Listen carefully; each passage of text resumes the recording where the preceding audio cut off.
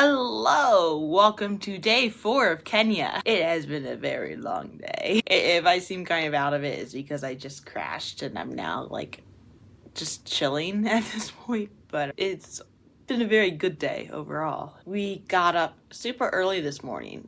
The hotel buffet opens normally at 6:30, but they opened up at 6 o'clock for us because they knew we were leaving by 7:15. Partly because of getting out of Nairobi with the traffic, trying to beat the traffic at that time, but also because of the nature of our activity. We had plans to go on a boat ride today, and the earlier in the day that happens, the cooler it is, and therefore the more enjoyable it is. So it took us about 2 hours to get to Lake Naivasha. Lake Naivasha basically translates to rough waters, but the waters weren't rough. They were pretty smooth when we were actually on it. There wasn't as much information downloading during this particular ride as there were during other rides about general Nairobi culture and whatnot, but we did find out about loud buses. So when you're driving around Nairobi, there's a lot of cars and buses that are covered with decorations. It looks very similar to well-done graffiti art, like that airbrush spray can style. And it was like, is this actually related to a business, or is this more just people expressing themselves? And for the most part, it's mostly people expressing themselves.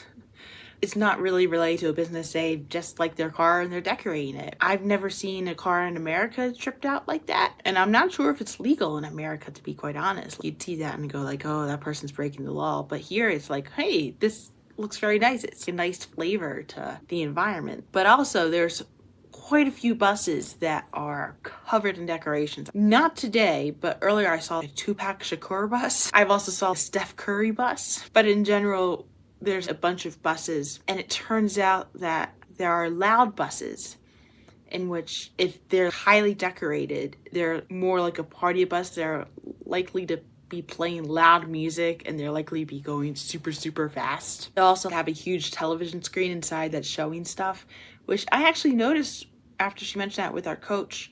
There, instead of the buses that I would see in the Americas where you have a bunch of little TV screens all around, or like on the airplane you see a bunch of little TV screens on the backs of seats or stationed every so often, there's just the one big flat screen at the front of the coach. But later on in the day, a loud bus drove next to us and we could actually hear the music through the car. And then they also have quiet buses in case you're not in the mood for partying, but unlike in the States where if you're in the quiet car, you have to be quiet. No such thing here in Kenya. Their quiet buses are more like the typical level of noise of a public transportation bus in the States. Their buses are also smaller too. The coach is a pretty huge bus that we've been on, but the buses that are transporting the Kenyans around as public transportation, they are smaller than the buses that I'm used to seeing. They're closer to the size of a school bus than what I would typically associate with a public transportation bus. But as we were driving up to the lake, we were driving through a bunch of farmland, and Lake Naivasha is in the Rift Valley. So we were going up in elevation, and we got some beautiful sights of mountains today. We also saw a lot of farmland. So there was a bunch of sheep and cows on the side of the road. It's another way that the world's connected, but also different.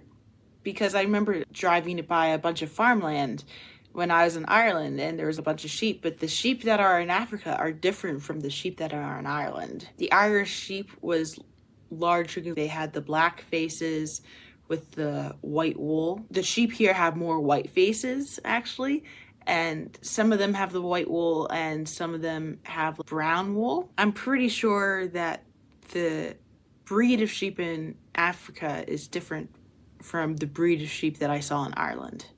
I also saw some donkeys today.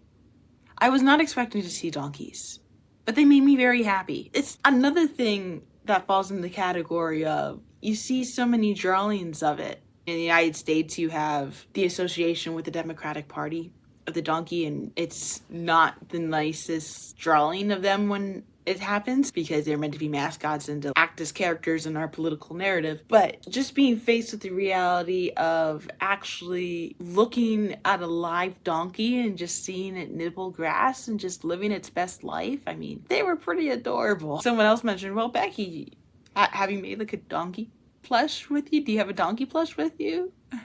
It's like, no, I didn't think I'd be seeing a donkey. Once we made it up to the lake, they let us use the bathroom right away, which actually involved a type of toilet that I've never used before. It was a very clean type of toilet, actually, for the most part. It was like the typical Western toilet where you have the sit-down seat, you're not squatting on it. But in order to flush the toilet, there was no lever to flush the toilet.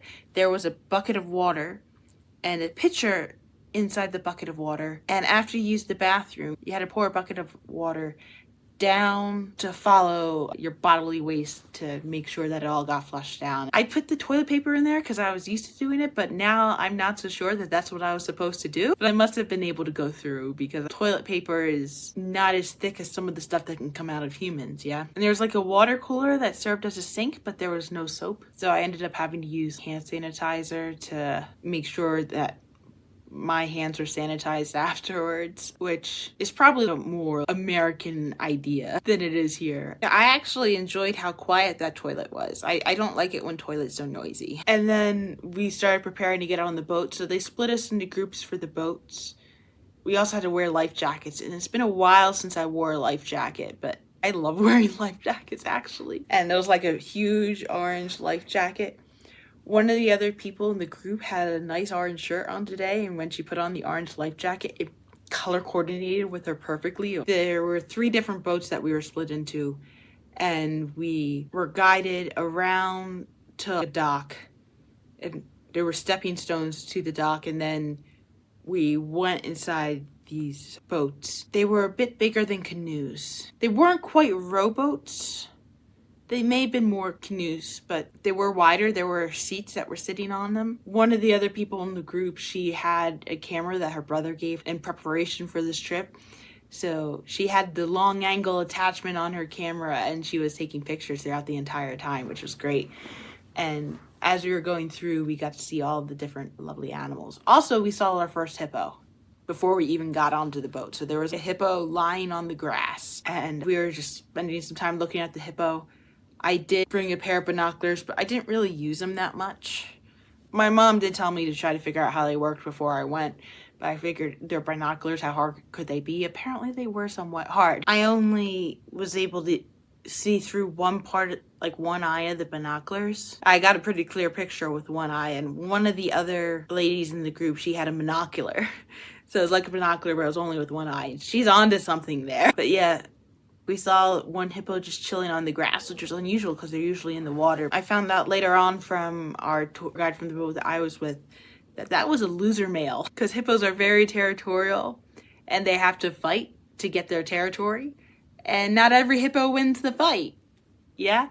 So sometimes if they're tired of fighting, they're just by themselves in order to recuperate. And that is what that hippo was doing. There's apparently like about 420 hippos throughout the entire lake region, and it didn't take long for us to go between different hippo territories. The territories themselves were relatively small. We also saw lots of birds. There was the African fish eagle, which looks very similar to a bald eagle, but it's not the same. There were lots of cormorant. We saw some egrets and ospreys and kingfishers, but mostly cormorant. And some of them let us get really, really close. It was amazing how unbothered they were. There's one point where there's one cormorant, he had his wings out kind of like this, and the tour guide explained that it was to dry his wings out because sometimes if the wings get too wet, they can't really fly. But it was almost like the cormorant was posing. It's like, here, I know what you want. Take pictures of me. I'm posing for you. So obviously we obliged. We took pictures of the cormorant. And then there were also fishermen. I did get some pictures of the fishermen before I realized that they did not want their pictures taken. So I won't be including those pictures in the montage that I have a little bit later on, just to respect their wishes. But there were fishermen fishing on the side, and our boat actually went by to pick up fish from a fisherman. The fisherman handed him 3 silverfish. I think it may have been tilapia, the fish. Part of the experience was actually feeding the fish eagles, because unlike some of the other birds that have no problem diving into the water to get the fish, the eagles don't really like diving into the water. They just want to skim the top. It is like a Pavlovian response, because they actually have an eagle call, an eagle whistle, to call the eagles towards them. I'm sure the eagles have gone through this enough times that they know when they hear that call, there are fish. Oh yeah, we saw pelicans today. But basically, we stopped our boats. One of the tour guides did the call, which I ended up asking. So it's a whistle. It's kind of going like... I mean, I don't really have it yet. He had his mouth open kind of like that. And it was like going through his teeth, I think, though.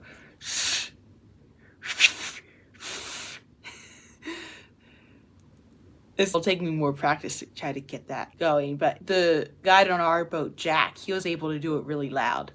They called the eagle, and you could see the eagle just like soaring in, and they tossed the fish. And then the eagle would just like soar right in. It'd have its feet down, and it would just snatch it from the water and go up. And it was pretty cool. It was super cool. One of the other people in the boat with me, she noticed a bunch of white dots in the distance, and it turns out she saw a flock of pelicans. I think it was like a flock of pelicans, maybe. It was a flock of birds, but it was cool like how it reflected against the sky. So it was a beautiful sky blue, and then you see basically a bunch of white dots across, and then every so often they would turn, and then the white dots would turn black as you would see their feet, and then they would turn again and it would become white again. It was a pretty cool effect. There was also the effect in the water that I think was just the way my sunglasses were reflecting it, because some of it just looked like an electric blue, which is not really a color that I associate being a natural color, but it was there. But when I took the sunglass attachment off of my glasses,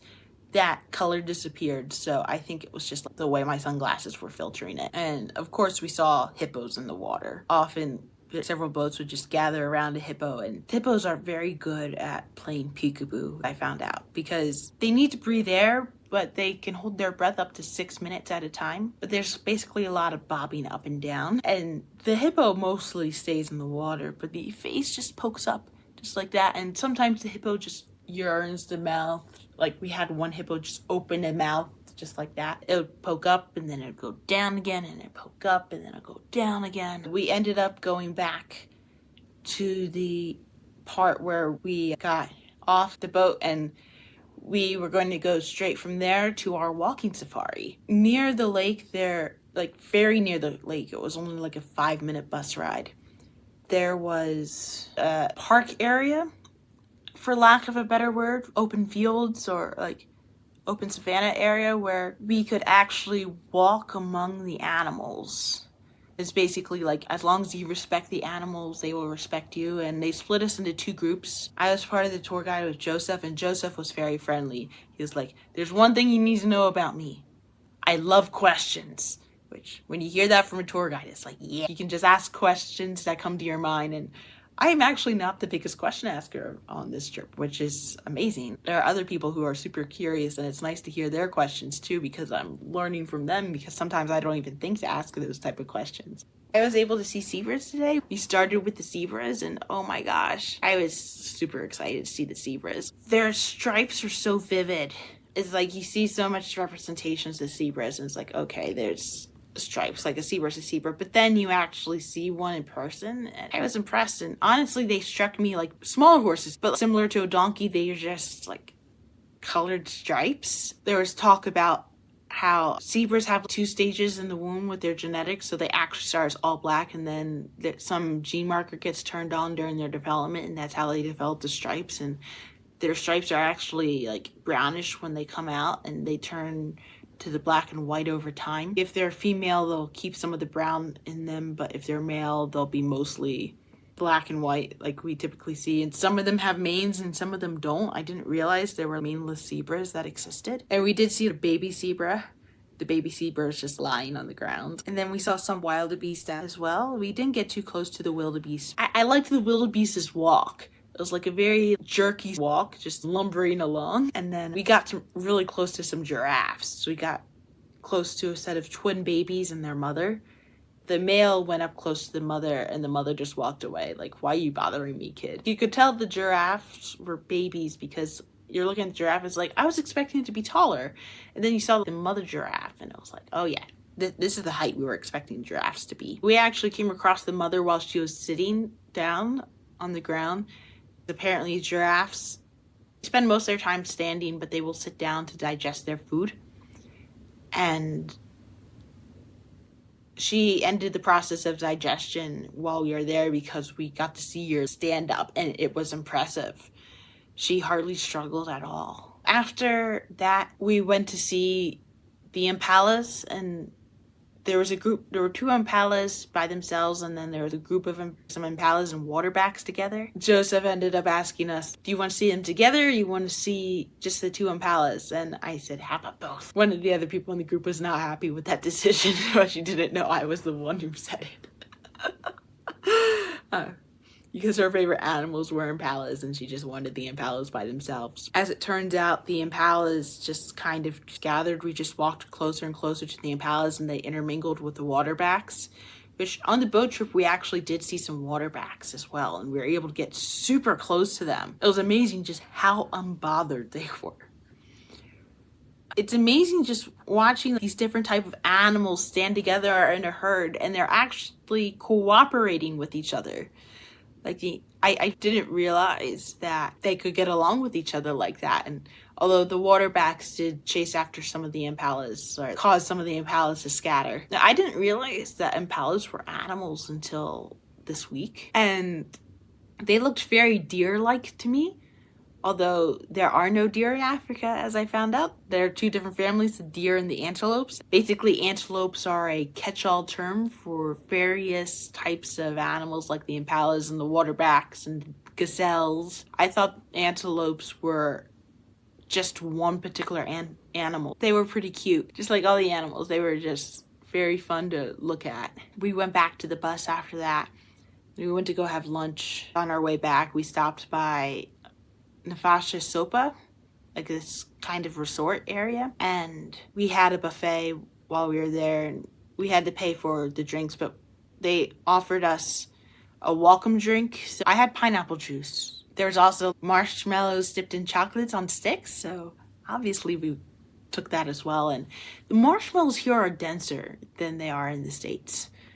It's not a bad thing, it's just different, and it's intriguing to taste how it is. I'm wondering what the difference in the recipe is. I basically spent lunch trying foods that I never tried before, but I knew about. Some of those foods were like the pompadom, which I keep seeing on Taskmaster as part of tasks that they give. And I didn't know what pompadons were. But now that I've had one, I understand why they're being used in Taskmaster, which I found a couple other people are actually fans of Taskmaster, which is nice. The pompadons are also spicy. I wasn't expecting them to be spicy, but they were. And I finally saw ugali. I keep seeing ugali as an option during Duolingo. It doesn't translate, but it's basically like a corn flour. They had some of it there today, and I tried it, and while it was plain, it wasn't bad. I could see how that could be a nice fulfilling thing and how you can mix it with other things and have it taste good. I tried black currant, which is the main flavor for Ribena, which was something that I tried last year. But black currant, it was kind of like shriveled raisins and had like a nice sweet taste to it. I also tried beetroot. Wasn't fond of the beetroot. And there's carrot rice. I'm not sure if I had carrots and rice together before, but the way that they served it actually made it pretty good. And there was cheese bread, pull apart cheese bread. Then I went back for dessert, and there were some desserts I'd never seen before. There was a caramel cream, which was almost like a texture of a flan, but it was less eggy than a flan. It was just like straight up caramel. I didn't try it, but they had a chocolate salami, which is basically chocolate and nuts cut together to look like salami, but I'm not a big fan of salami to begin with, so I avoided it. But they also had mint pudding, and I originally didn't get the custard sauce, but one of the other ladies said the custard sauce activates it. The custard sauce did look appetizing, I just didn't know what to pour it on. But the mint pudding was more like a mint flavored box cake. It tasted very similar to an Andes mint. I think that's mostly what I ate. Yeah, the meal went a bit faster than some of the other meals that we've had here in Kenya. There was a gift shop and other people did go to the gift shop. I didn't really feel the need to go to the gift shop, but our tour guide told me about the tortoise and the rabbits that were there and where to find them. I found the tortoise and rabbits.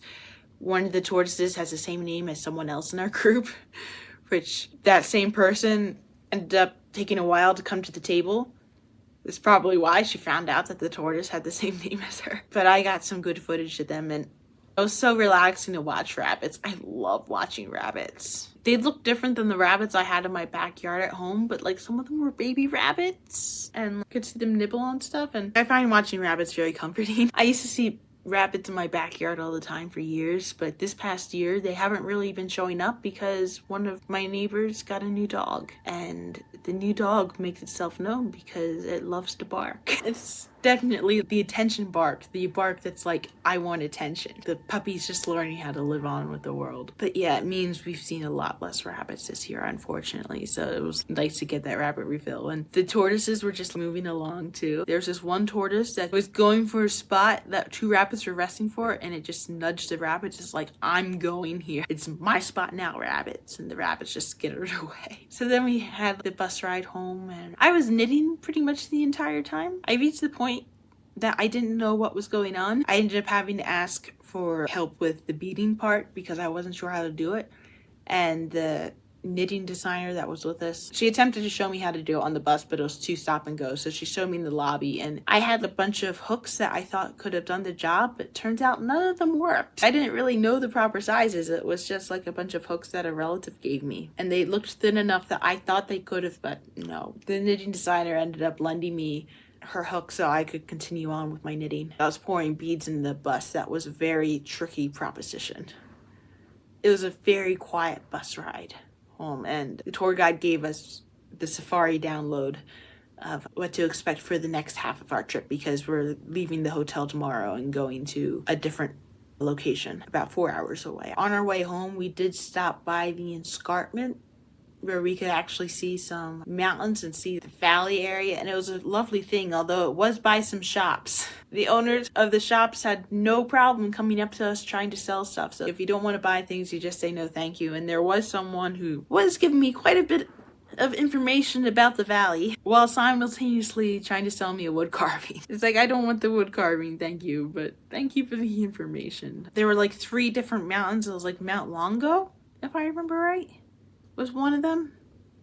That was like the tallest one, and there's also like a smaller mountain inside in the surrounding area, but it was an impressive sight.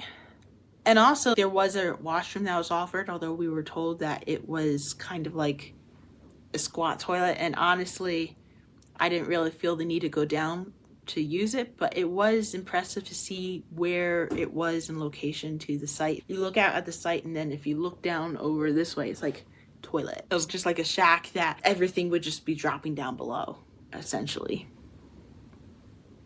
Like a shack on stilts. And then once we got back to the hotel, we all said thank you to our driver because it's the last day we're actually going to see this driver. We're going to have 3 new drivers tomorrow because we're moving from the coach to the Land Rovers for the safari vehicles. I was also pretty tired on the way back. I had gotten a headache and I took some Tylenol, and that took care of the headache, but I was still super tired and I just crashed. I've been taking it relatively easy ever since. I don't even really feel the need to eat dinner tonight. I just have some food left over in my room. I've been packing up a little bit. I did attempt to go down to pay the charges to my card, but they had a computer system breakdown, which the receptionist lovingly framed it as, the computer system doesn't want you to leave. They want you to stay another week. I was thinking about going swimming again, but it just seemed like too many spoons at this point in time. I did not have enough spoons for it at this point, especially since I didn't get much sleep last night. I needed a chance to just like so that's been today, and it was a good day.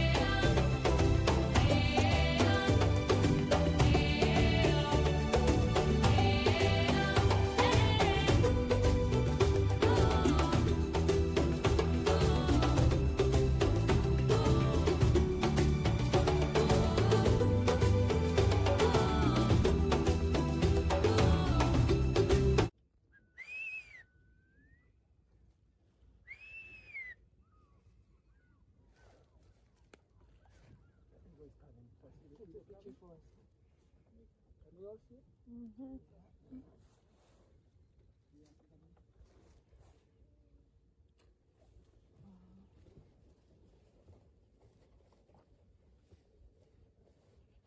They always make use of their talons to get the fish very fast. So that's why I said they have to make kaiba over time. When they do that,